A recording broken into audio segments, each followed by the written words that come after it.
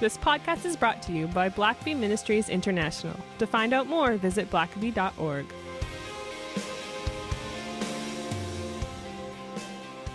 Well, welcome to the Richard Blackaby Leadership Podcast. My name is Sam, and joining me today is Dr. Richard Blackaby.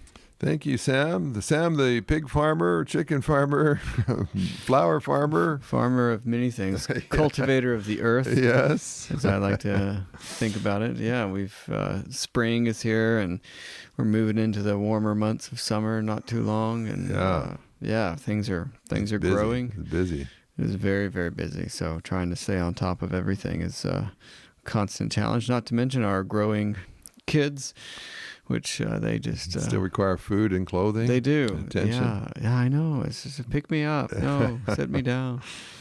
So how are you guys not independent yet? It's been years. I've been training you for 4 years now. I know. Sheesh. But yeah. So you probably don't have to be alive long, and especially in the church world, to look around and see that it seems almost weekly that there's some pastor or church leader who was a rock star and sort of the it child, and suddenly there's a fall from grace. There's a moral failing. There's some issue, some scandal that has taken yet another leader off the pedestal, and it can be a little bit bewildering, I think, for some who are perhaps not on those pedestals. But what are we to make of that, and how are we as leaders who will, if you are a leader, you will be put on some sort of a pedestal at some point. What are we to do with that? How are we to approach the pedestal? Yeah, and leadership? I think, Sam, there's a lot of high celebrity, well-known people, both in the church world, the business world, that were just everywhere. You were constantly hearing about them. Every major conference, these guys are speaking, and they've always got a new book out, and everybody's tweeting them, and they're just dominating the airwaves. And then, to people's amazement, all of a sudden they've been asked by the elders of their church to step down, and there's all kinds of issues that no one knew about, and sometimes it's been ongoing for a while, and could be an anger issue, could be an addiction issue, could be an adultery, sexual issue. But we've been bombarded so much in recent days that I've had people almost saying, "Are any of these guys legit? Are they all hiding something?" It just seems like they're all falling away. And I would just say about that, in one sense, certainly sin is not just limited to the domain of the megachurch pastor or the high-level CEO. Everybody at every level is going to struggle to some degree. But I do think there is a certain pressure and a certain temptation that comes when you're put on a pedestal, when you're made into a celebrity. And of course, you can be a celebrity at a very low level. You might have just won your local beauty pageant, or you might have won Miss Universe. But at either level, there's some temptations that come, some pressures and expectations. Yeah. And so I remember just pastoring a small church and becoming something of the celebrity. Not much. My church wasn't much of a celebrity, but it could be something as simple as just coming down to the ice cream fellowship afterward and having the ladies on the hospitality committee coming over with an extra mega-sized bowl with ice cream and I was going to go light. I was going to try to not maybe even eat any dessert at that time. But then these dear ladies have put all just bountiful dessert there for the pastor. Yeah. Because you're our pastor and you deserve extra scoop of More ice cream. sugar. And so I was just a pastor of a small church then, but even then you can be treated a bit differently and put on a pedestal on that scale. And so I think there is a certain amount of pressure that comes from that. When you're a leader, there will be a certain segment within your organization at times that will want to treat you differently, view you differently, and you can kind of get on a pedestal typically in one of two ways. One way is when people put you there. It might not be something you were even seeking. You might be shy or introverted yourself, but by the nature of your job, people want to put you up on a pedestal and treat you differently. And one thing I found is that there's just within a lot of people's psyche a desire to have heroes, people we can look up to, we can put our trust in, we can celebrate, take pride in. And we tend to think that our heroes are larger than life, that they're perhaps perfect or at least a lot better at things than we are. That's why they're our hero. That's why they're our leader.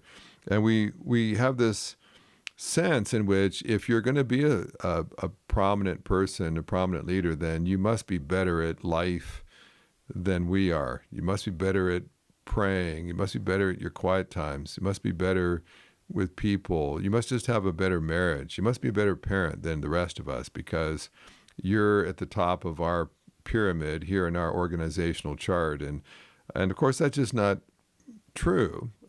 We may be really good at the particular leadership role that we have, but that doesn't mean that we're good at everything. It doesn't mean that we've got our life all figured out. We might just have one good skill. That's why, just because some guy can run down a football field holding a football doesn't mean that he's good with his finances, he's good with his morals, that he's a good father, a good husband. He's just good at carrying a football and not getting knocked down too soon. And so, and of course, recently Tim Keller passed away. Sadly, was a great influential pastor. I have a lot of respect for him, what he did. But if you read a biography about him, you'll find he wasn't perfect, and I don't mean he was immoral, that he was a bad person. But he, interestingly, in a book I read recently that I think we reviewed. He was seen in college and in his younger days as being a bit socially awkward. It was funny because he becomes a beloved pastor, but it didn't come naturally to him. And he wasn't necessarily a great administrator. And even though he grew a great church in Manhattan, of all places, he had staff at times that would get real frustrated with him because they loved him as a person. They loved him as a person of integrity and godliness, but that doesn't mean that he was good at everything he did. And he had to find a way to balance that. And even people like a Billy Graham, of course, he has been put on lots of pedestals, was voted most respected person in America, I think, a number of times. But I know several of his children. I know several of his grandchildren. And they all respect him. They all loved him. But they all could also tell you that he had feet of clay.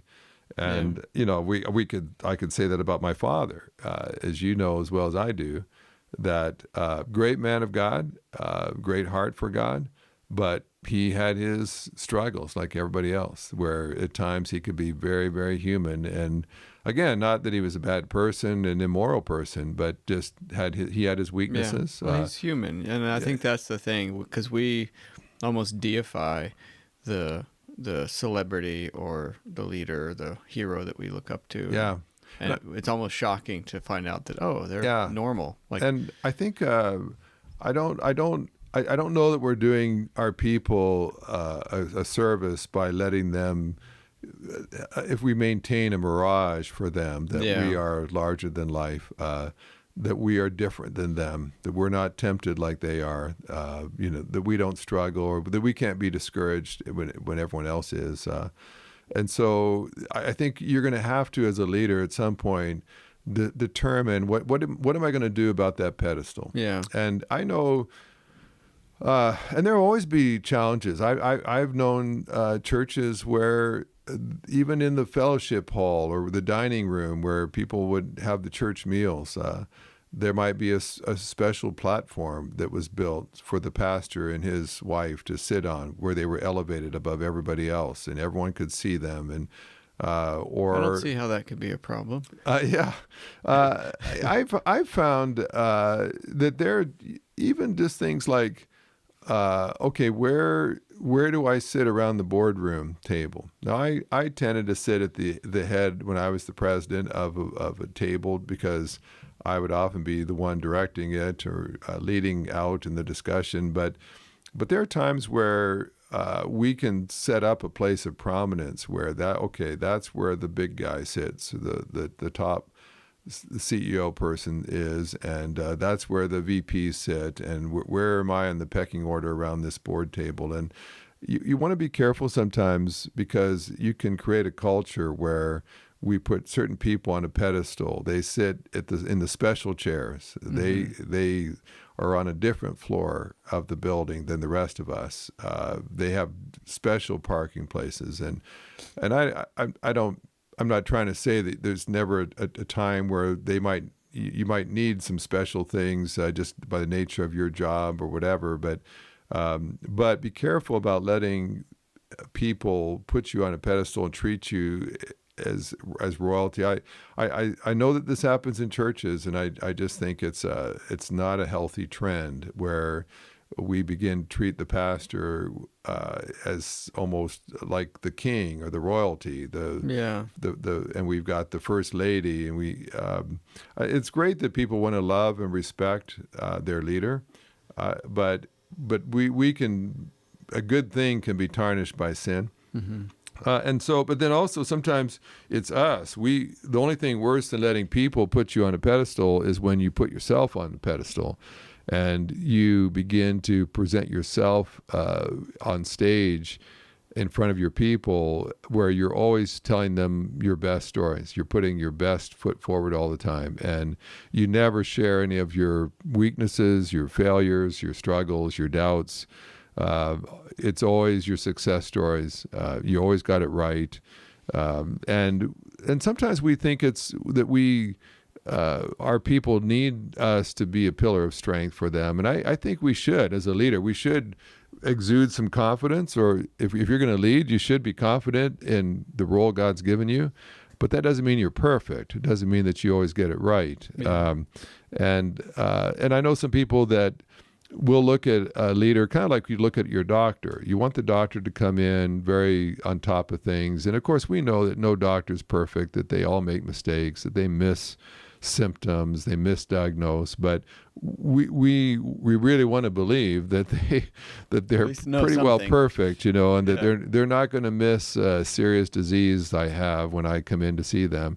I went and just had a follow-up visit with my doctor yesterday, and he knows I travel and speak and talk about leadership and so on, and I don't usually talk a lot about that when I'm there, because I'm telling him about my most recent ailment usually. But he was kind of funny. He came in yesterday, and I asked him a question, and he sort of sat down and went on a bit of a rant with me about things that he was really frustrated about. And I think if all I ever heard was his rants every time, I think I'd be a little concerned that let's bring it back to me. I'm here to talk about me right now, and the fact that my back is in pain all the time.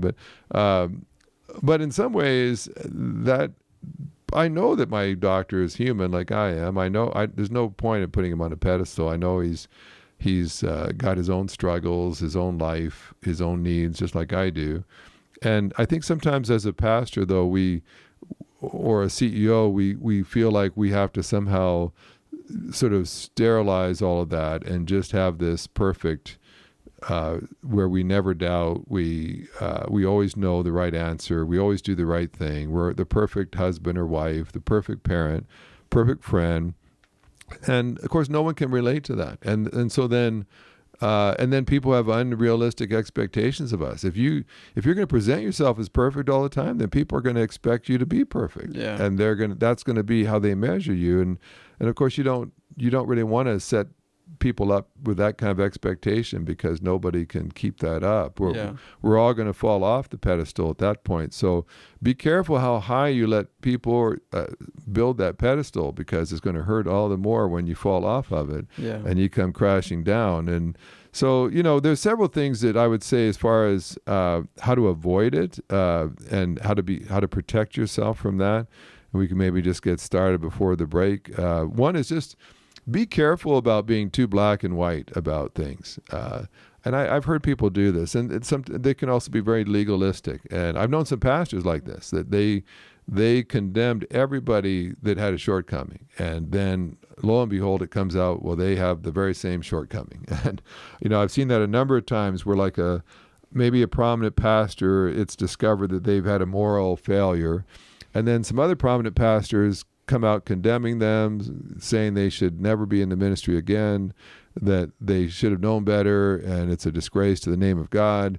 And then a month later, you find out that this guy that was criticizing him has worse moral failures than what he was criticizing. Yeah. But was it Shakespeare that had a line that "Thou dost protest too much"? Yeah. And I've just found, and it's ironic sometimes because I've seen people that had no grace for people that failed. Yeah. And then not that much longer after that, they're the ones in need of grace. Mm-hmm. And so I've thought to myself, and if you act as if it could never happen to me, then you're really setting yourself up. Almost just the irony of that is that because you condemned others for struggling with that sin, that issue, it's not going to be necessarily a surprise when sure enough people discover that that's the very issue you struggle with as well. And so I think part of why you don't want to get on a pedestal is because you have feet of clay like everybody else. And that doesn't mean you can justify your failures. You don't want to fail. But you realize, well, that person is a fellow struggler just like me, and they succumbed to the pressure, to the temptation. And if I'm not careful, that could be me as well. So I don't want to put myself up as someone that, there are just so many, especially now with social media, that their whole role in life seems to be to critique what everyone else is doing. And what you don't realize sometimes is by doing that, you're implying I'm the only one who really gets things right. And so I'm up on this pedestal critiquing everybody else. And that's a very, very dangerous, vulnerable place for you to be. Yeah. Well, let's take a quick break here. I'm very excited about the online class that BMI is offering, When God Speaks. This is the first book I ever wrote with my father, and perhaps one of the most important issues you'll ever address. How do you know when God is speaking to you? God speaks in many different ways, and God always has something life-changing, something crucial that He wants to communicate with you. You can't afford to miss what God has to say to you. Sometimes He may speak out loud, but often He speaks in numerous other ways as well. And you need to be alert to the numerous ways God may be wanting to communicate His will with you. This is a 6-week course in which we'll look at all the major issues related to God speaking to His people. It's full of videos and studies that you can do, and I know it will bless your life as you look very carefully at the various ways God may be wanting to communicate with you in these very important days in which we live today. Well, if you're in a position of leadership, a pedestal may be unavoidable, but if you are going to be on it, there are a few things that you should probably know, as we discussed before the break. But as we wrap up here, Richard, what are some other things that we can apply to protect ourselves from that eventual pedestal? Yeah, and of course, if you are on a pedestal, there are times where you do have a prominent leadership role, and you want to steward that well. You want to use it for good. If you do have a voice, use that voice for good. But be very careful as well that you don't become vulnerable, because sometimes when you're lifted up above everybody else, you begin to think that you're not like everyone else, that you don't have to protect yourself the same way everyone else does. It's interesting at times, because what happens is a lot of the people that we're noticing that are failing are people that we thought were experts in this very field, in moral living, in living with accountability and living with integrity, and they were the ones writing the books on it, and then they failed themselves. And so, but often the problem is that because they were on a pedestal, they assumed that what they were writing was for all the riffraff down below, but it didn't really apply to them. That wasn't a problem for them. So several things that you can do just to protect yourself from that kind of attitude. One is just never assume that it could never happen to you. And I mean, there are some things when I think about certain kinds of sins and moral failings, I mean, it turns my stomach even to consider it, even to think, what would that be like if that were me?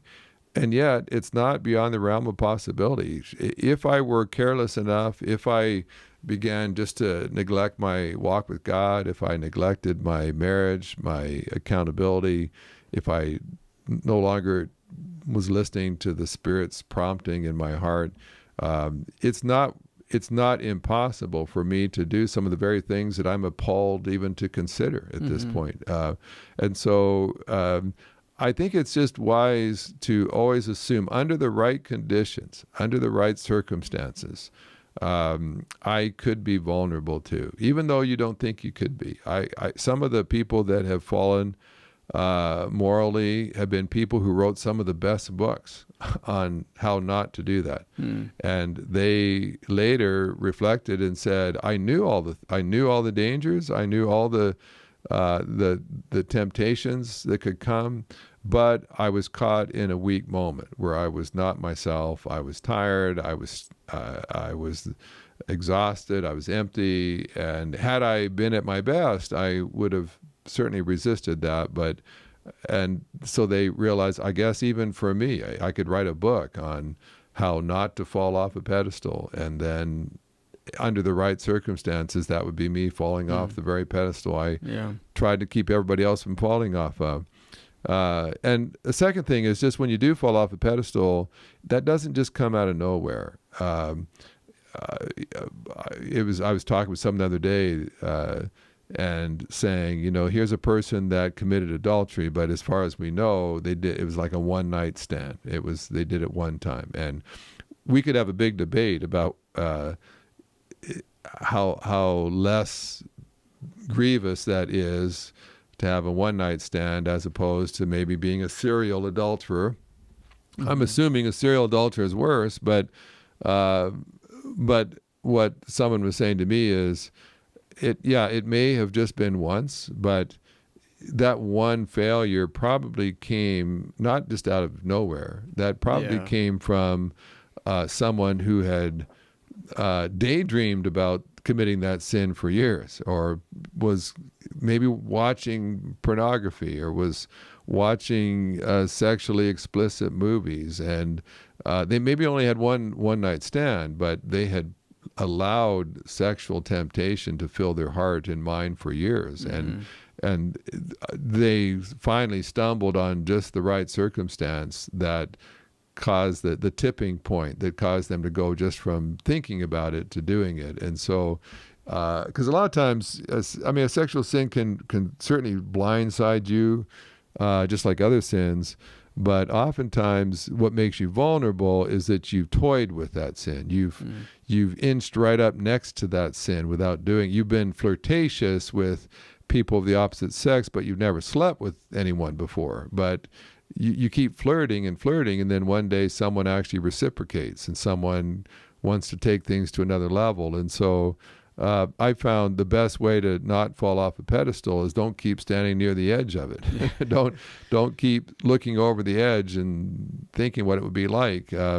Just stay as far away from that as you can, because those failures typically come, the act of failure often comes from thoughts and things that got into your heart that made you vulnerable in the first place. A third thing is just, if you want to not fall off a pedestal, hold yourself accountable. There's been lots and lots of studies of people that have failed in some ways, either in the business world or in church world, and pretty well the only consistent thing that they've found with people who've fallen is that they were accountable to no one, that nobody could look them in the eye and ask them hard questions and demand answers. And I was talking with an organization that had their founder, their very respected leader, had fallen.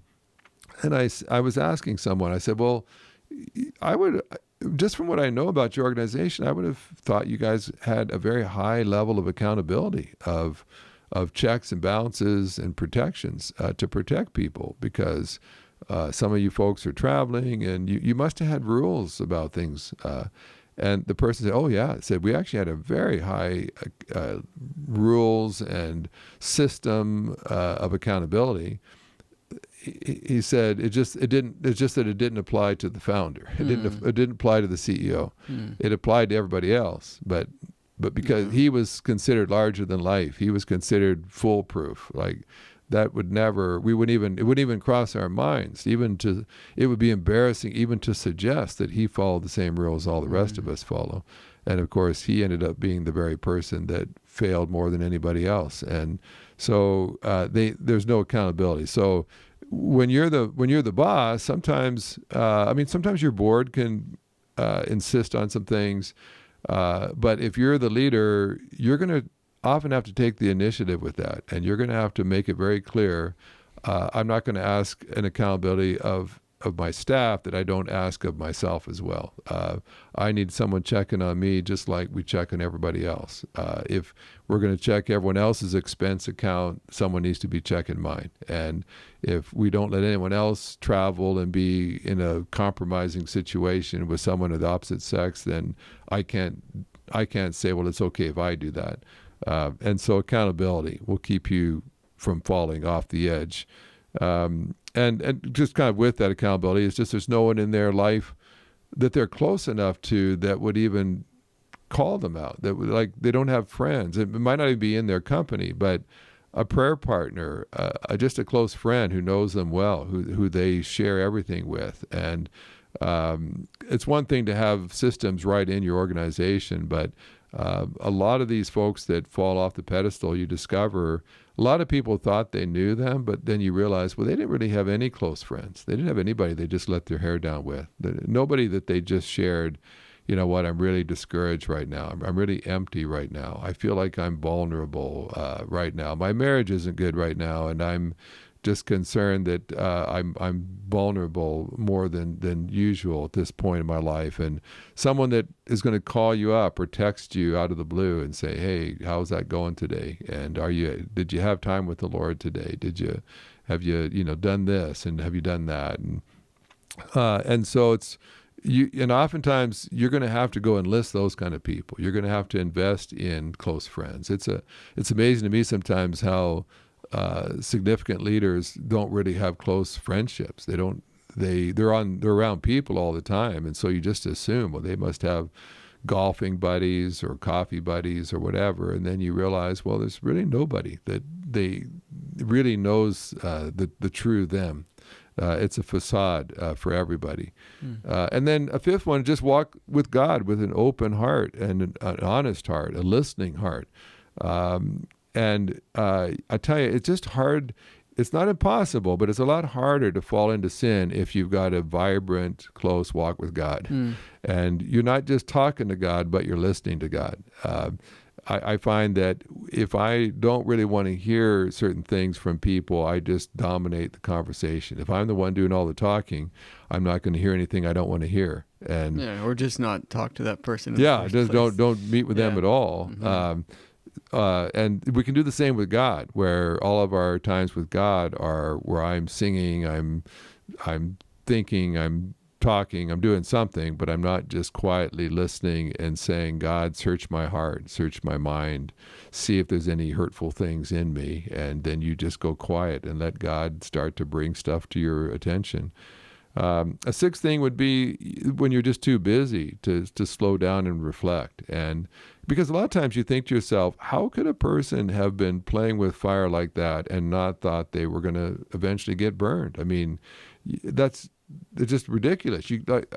People that are embezzling money from the company, you think that they're audited every year. It's inevitable that you can't do that. You can't commit that illegality and not eventually be found out? What were they thinking? And yet, that's the problem. They're not thinking. They're not reflecting. They're in such a spinning world right now. It's going so fast that they're just not taking time to reflect and to stop and take inventory to say, this can only lead to bad places. I've got to stop this merry-go-round and get off right now before I end up places I never would want to be. And so busyness sometimes it kind of hides from you the reality of how bad and how messy things are getting, how vulnerable you are until it's too late. And maybe the last two things, the seventh thing is that you can don't become tantalized by adoring voices. And there are always those in a leader's world that love to just tell you what you want to hear, to tell you. You might be saying, where do I find some of those people? It's my world. Everyone is happy to tell me what I'm doing wrong. But there are those people, if you are on a public stage somewhere, that will think you're just wonderful. You're so wise and you're so smart. You're so godly, and they'll just so appreciate all that you do. And if you're not careful, that can become very seductive, and you can just be drawn to that. And just know. And on social media, people can come, try to message you and tell you how awesome you are.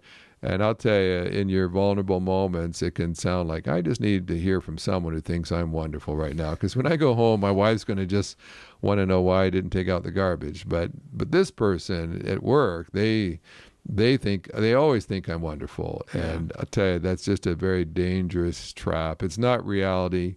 If you left your wife for that person would want to know why you never take out the garbage. It's an illusion. Yeah. And, but you can begin listening to these voices of praise and be seduced by them. And so I think you just need to keep your feet on the ground to realize, this is, nobody's like that. When you're in that seat of power, then everybody wants to find an inroad into the top person, the leader. But don't buy into those lies. Don't buy into that seduction. Keep your feet on the ground. Keep your heart close to God. And the last one is just, as a leader, you can begin to lose your sense of dependence upon God. You begin to think that you have really got this thing figured out, that you are very gifted, you're very talented, and look what I've done for this company. It was nothing when I got here, and now look at what our sales are up to, and look at how many people are attending the church now, and look how many are here because of me, and they like hearing me preach, and they like the way I lead, and you begin to think that it's because of you, and you're just a good leader. And of course I pray and I read my Bible when I have time, but really it's me that's growing this organization. And there's times that the Bible says pride will come before a fall. You start to think that it's really about you, and I've seen where sometimes God just removes his hand from you and says, well, let me just let you see what it's like when it is just you, when it's not me blessing and protecting and guiding and working and empowering. Let me show you what you can do in just your strength. And I'll tell you what, that can be a very humbling thing, where you begin to realize, what on earth was I thinking? I am absolutely, totally dependent upon God. I realize that every time I preach a sermon. And I preach a lot of sermons. I give a lot of talks every year.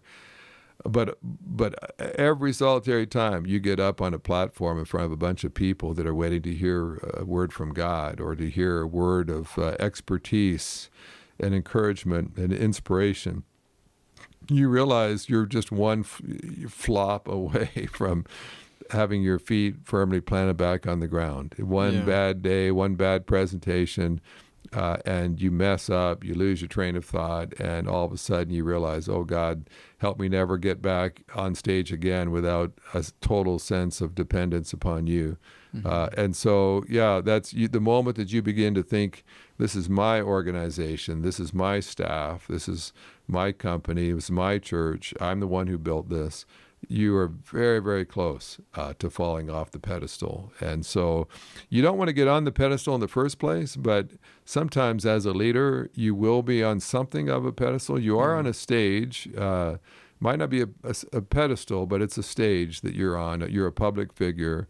People are watching you, and not everybody can handle that. There are some people that they're just wired, they're either insecure, they're just really codependent on the praise of others. But some of us, we can't handle the stage, and we need to stay off of it. And if we are on the stage, we need to realize we all have feet of clay. We're all vulnerable, and none of us can be careless on the stage, or we'll find ourselves falling off the edge sooner than we ever would have thought. Yeah, well, it's a sobering reminder, and I think some great nuggets of wisdom for our listeners. So thank you, Richard. Thanks for listening to the podcast. If this is something you enjoyed, it really makes a difference if you leave a review and a 5-star rating on Apple Podcasts or wherever you listen. Don't forget to subscribe and share with your friends. We always love hearing from our listeners, so email us at podcast@blackaby.org.